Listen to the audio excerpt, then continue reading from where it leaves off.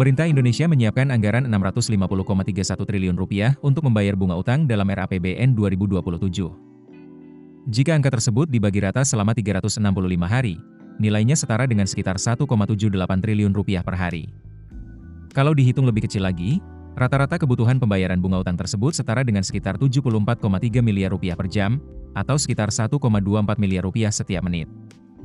Namun perlu dicatat, angka per hari, per jam, maupun per menit tersebut hanyalah perhitungan rata-rata. Pembayaran bunga utang secara aktual dilakukan sesuai jadwal dan ketentuan masing-masing instrumen utang pemerintah. Yang jelas, alokasi bunga utang 2027 menunjukkan kenaikan yang cukup besar. Dibandingkan outlook pembayaran bunga utang 2026 yang mencapai Rp582,24 triliun, anggaran 2027 naik sekitar 11,7%. Dari total Rp650,31 triliun tersebut, pemerintah mengalokasikan sekitar Rp589,68 triliun untuk bunga utang dalam negeri. Sementara itu, sekitar Rp60,63 triliun dialokasikan untuk pembayaran bunga utang luar negeri. Jika melihat trennya, beban bunga utang pemerintah memang terus meningkat dalam beberapa tahun terakhir. Pada 2022, pembayaran bunga utang tercatat sebesar Rp386,34 triliun. Setahun kemudian, angkanya naik menjadi Rp439,88 triliun.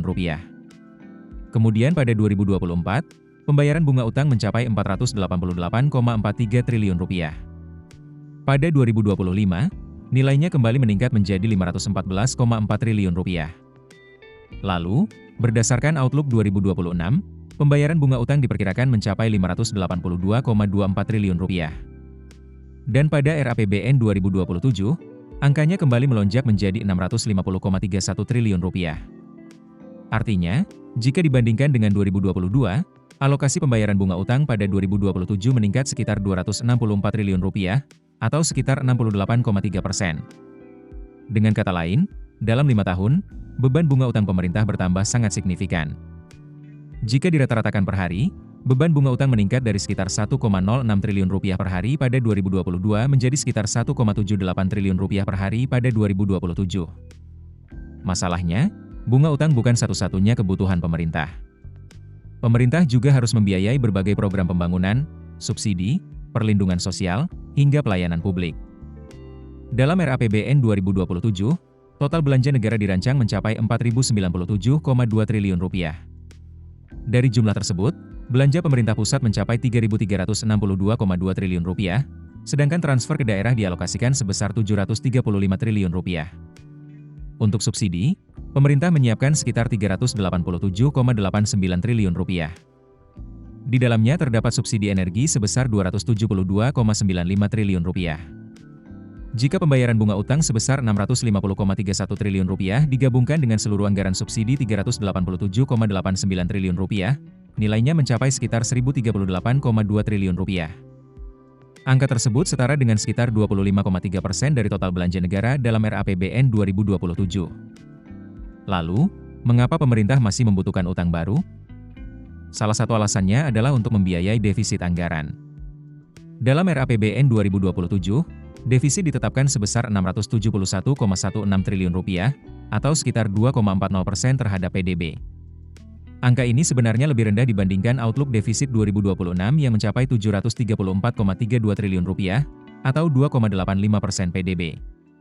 Namun, untuk menutup defisit tersebut, pemerintah tetap merencanakan pembiayaan utang sebesar Rp876,27 triliun. Sebagian besar berasal dari penerbitan surat berharga negara atau SBN neto sebesar Rp779,94 triliun. Sementara pinjaman neto direncanakan sebesar Rp96,33 triliun. Artinya, meskipun defisit APBN dirancang lebih rendah, kebutuhan pembiayaan melalui utang masih tetap besar. Dan utang baru yang diterbitkan hari ini pada akhirnya akan menciptakan kewajiban pembayaran pokok dan bunga pada tahun-tahun berikutnya. Disinilah risiko pengelolaan utang menjadi penting. Besarnya bunga utang juga dipengaruhi kondisi pasar keuangan. Perubahan tingkat suku bunga dapat meningkatkan biaya pembiayaan pemerintah.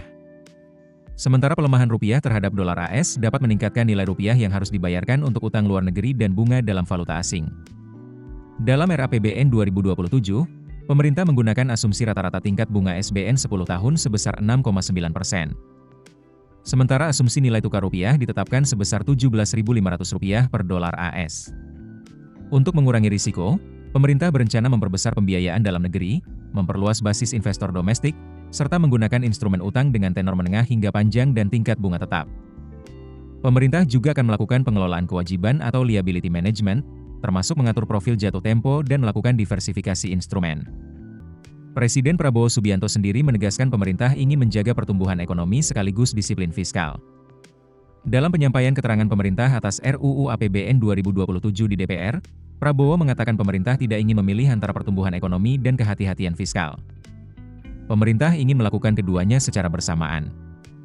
Dalam RAPBN 2027, pendapatan negara ditargetkan mencapai Rp3.426 triliun, sedangkan belanja negara mencapai Rp4.097,2 triliun.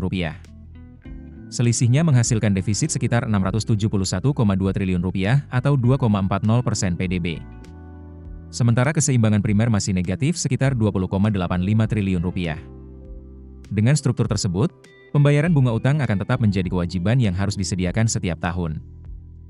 Download aplikasi Kontan sekarang di App Store atau Play Store.